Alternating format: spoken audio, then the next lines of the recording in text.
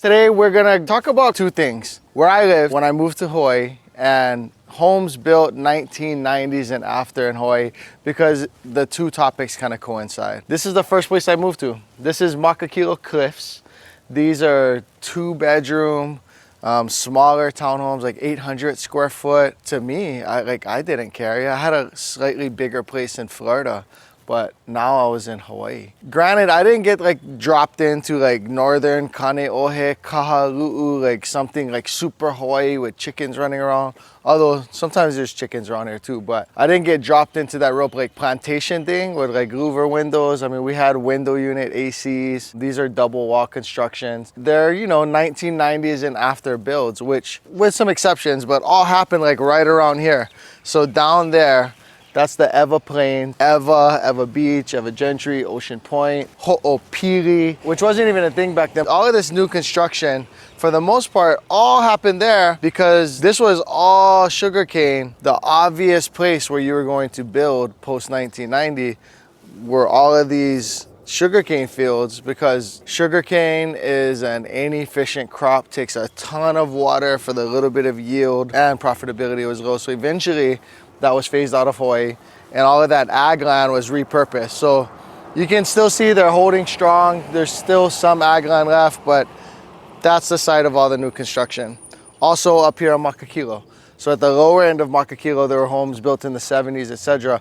A lot of this mountain had been untouched, but now it's where you can ball on a budget. It's where you can catch these ocean views and maybe pay $2 million for the same home that in Hawaii Kai you would pay $3 million. When I first moved here to Hawaii, 1995, 6, something like that, I lived in one of these little 2-bedrooms. Every single day, redundantly, verbatim, my stepmom, we'd come down the street. When that mound, when you're driving past it and the Diamond Head reveal starts to happen and you see this view of Diamond Head, it's a magical thing. And every single day, my stepmom's like this. She's like, look at that view. It's so beautiful. Other than beautiful Makakilo views, talking about Makakilo being a place where you can retire with great views on a little bit of a lesser budget, and a place where the new construction is happening from the 90s to the 2000s. Trees are kind of blocking it, but you can see someone taking advantage right up there. You can see the framing, like the whole feature is gonna be this view of the ocean. And believe it or not, one last thing about Makakilo and this modern 90s builds and where I lived. On Oahu, more often than not, the real estate doesn't offer these views. Some of you guys might be like, oh, I go West Maui all the time, or I go Kona or whatever. Yeah, like it's almost trippy in Kona how great the views are everywhere. The way Oahu is, the mountains, the topography, the real estate, like you just don't get this that often. So that makes Makakilo kind of a special place where you get a newer home, great views, not as expensive as some of the other places where you get similar views. Go into the description, go to coreteamhawaii.com, top right corner, book a call, reach out to us for all your real estate needs. If you need anything real estate in Hawaii, even beyond, we want you to think of us first. You showing my rental? I was wondering what's it? Yeah. I guess there's a thing called a monkey clamp. Monkey bolt. My brand new truck, leaking power steering already. At least it's under warranty. The guys at Nissan took care. But I get my truck back today. I see you over there then. So we might save this Ho'opili segment for the end. We're gonna shoot over to Westloch, go right from where I first lived to where I where I lived second, and save this section for the very end, kind of our Ho'opili new construction update. We're in Westloch Fairways on Aipo'ola Place.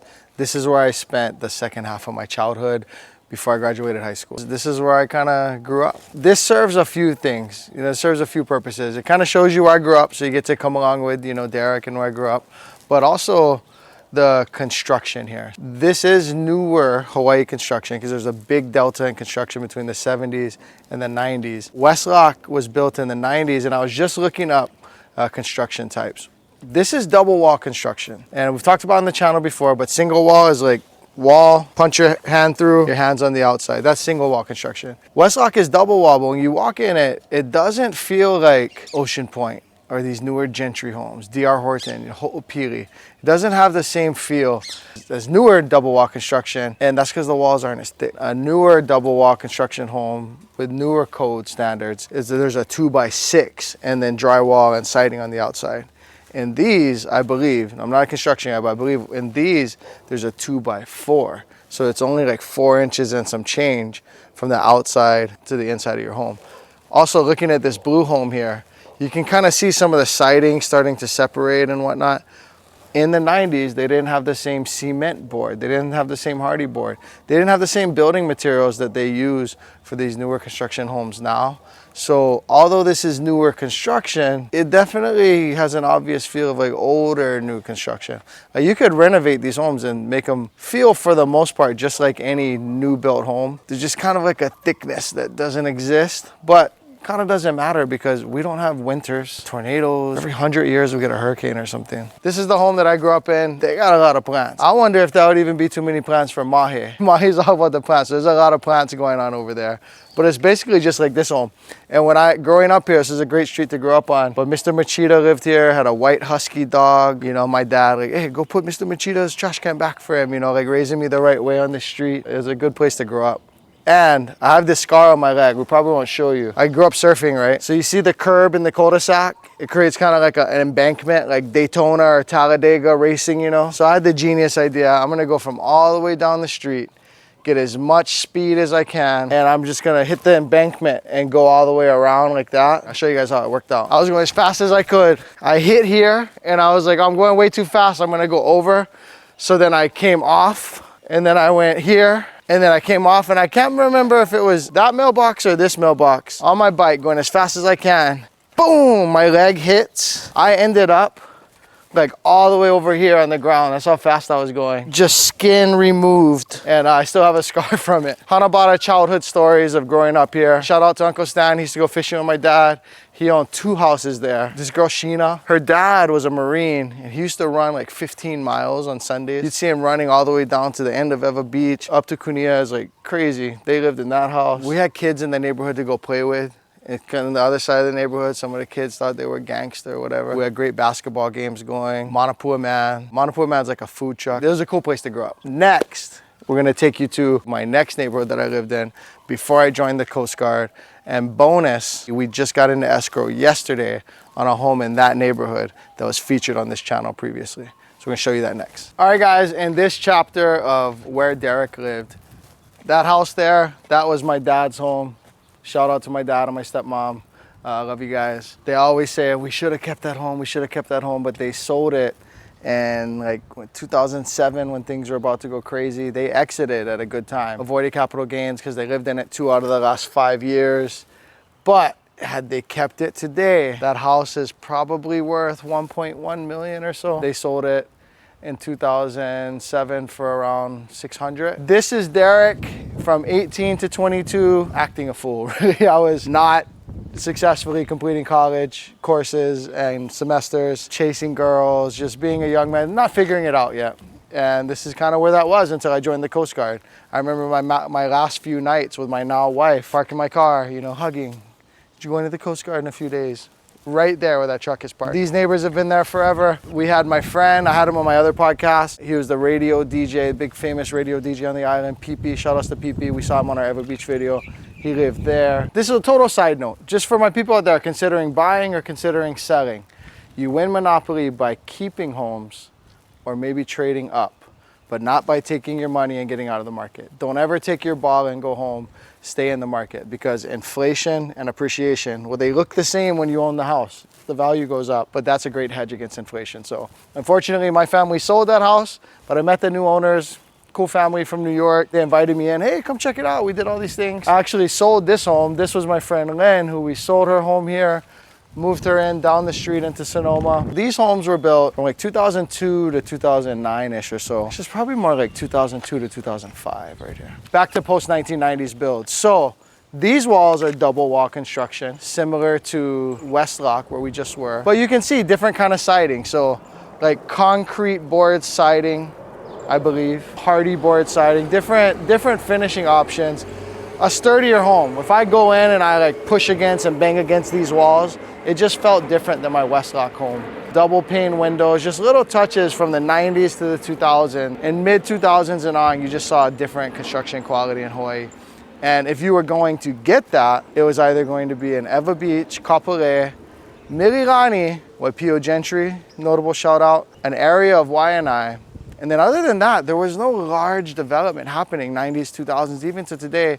with the exception being condos in town. That's a whole different video. So do me a favor and leave me a comment if you want one of these two things. Post 90s builds for condos in town, or post 2000s builds for condos in town. And I've talked about where Derek lived. How about where I live now? Where did I choose to live? When I moved back to Hawaii, why did I not choose Ewa Beach or Makakilo, the areas that were most familiar to me, the areas where I'd see most of my classmates at the Safeway and whatnot? Why didn't I choose this area? I can tell you right now, one of them is this heat, because I see you and me starting to sweat. And on that video, if I get enough comments, if you light me effing up in this comment section, we'll make that video. But we will also add to that, where would I live, money not being an issue, with or without kids, like where are the other dream step-ups from our Mililani area. I think that'd be a good next video. Let me know if you guys want that. One thing about when you're buying in these areas, some people only want new construction. So we're gonna end up in Ho'opili, Ka'ulu, these certain areas. Newer construction occupies a bigger buyer pool. So people are like, I'm down for newer. Like I want central AC, double wall construction, sliding windows, things of this nature. And you may end up in a neighborhood like this. One thing to keep in mind, all of these homes that were built late 90s to 2000s to mid 2000s or so, they all had roofs put on at that time. And they've all been getting hammered by this sun for 20 years or so or more. If you're buying in this area, a couple of things to look out for roofs. Is there solar? Is it owned? Is it leased? Or is there even a power agreement, which is a whole different thing we're dealing with on this one we're writing an offer on today. What's the solar situation, assuming there is, because this is one of the best places in the state for solar, but also what's the condition of the roof? Because you might have owned solar and you're like, oh, that's great, I own the solar panels and my electric's cheaper. But then do you have a 20-year-old roof underneath that that's gonna need replaced? Because it can cost thousands of dollars just for the removal and installation of those solar panels. So all things to factor into. And there's different concerns in different pockets of the island because of age, because of weather, climate, sloping, all sorts of things. So ask us about that if you need to buy a home. Go to coreteamhawaii.com, go to the very bottom, fill out our contact form. Either my assistant or someone from my team is gonna get in contact with you ASAP. Let's go. All right, guys, now we're at Ho'opili. Makakilo is right there behind us. That's where we were standing, right over there. We came to this spot because when you're talking 1990s and after, this is the most ubiquitous, wouldn't be the word, like abundant location of newer built homes. They started building a few years ago and they're gonna be building 10 years from now. This is a huge DR Horton development. We last year, I don't know, probably did 10 or 15 sales in this area. We're a bit of Ho'opili specialists, from single family to condos. We've kind of done it all here, all the way up to the bluffs, the nicest homes in this whole development. I also chose this location because it right here kind of shows everything. So if we go over here, you can see behind me, you remember I said Boglehead Mountain, that mound there? Well, Makakilo Cliffs is right behind there. And that's why you have to kind of go this way to reveal Diamond Head. Hawaii word of the day, not Hawaiian, but Hawaii. Boglehead. If you don't know, this is a boglehead. It's like bald head. You can see behind me the tarp fence thing that all new construction places will have. So they're still developing, still breaking ground right there. Townhomes. We actually might have a 3-bedroom townhome coming up in this area. So if that's something you're interested in, pre-owned, not brand new, but that's something you're interested in, let me know. Also, a buddy of mine said that they would consider selling their single family if they could get into the right thing for replacement. So it's always an option as well. And then right behind me, the Ho'opili pool and single family homes. So the single family homes in this area, pre-owned, you could get in like Ho'oulu, places like that in the 800s still probably. Most of the single family homes throughout Ho'opili are gonna be from the 900s and up. Really, it runs the gamut. They're still doing releases. So just recently, as long as you closed in February, you could get a 4.99% interest rate, which is low for today. You could lock that in and buy a brand new home for these homes that have been sitting. Bit of a red tax special, but if you're active duty, actually anyone, but a lot of active duty people and veterans are gonna watch this. If you wanna speak to one of our past clients who's bought virtually, pick a letter, pick J and I'll introduce you to Jane and Johnny or whatever. Like pick M and we'll introduce you to Megan, right? We'll introduce you to one of our 100 clients that have bought virtually. You can ask them how the experience was, if the home was what they thought, if it like smelled the way they thought it would smell, if the neighborhood was the way they thought it would be. If that's something you're considering, talk to some of our past clients. We'll make that introduction. Yeah. I would want that. Like, I'm the type of guy that would ask that if it weren't offered. A lot of our virtual tours will send over to give you a feel of the neighborhood. So, you know, real quick, here's a sample of one of those videos for you to look at. You can have a drastic difference in style of home from your luxury beachfront on one side and then directly across a complete tear down. But there is always the possibility, you know, to have sort of a mixed bag as far as what your neighbors and your direct neighborhood's gonna look like.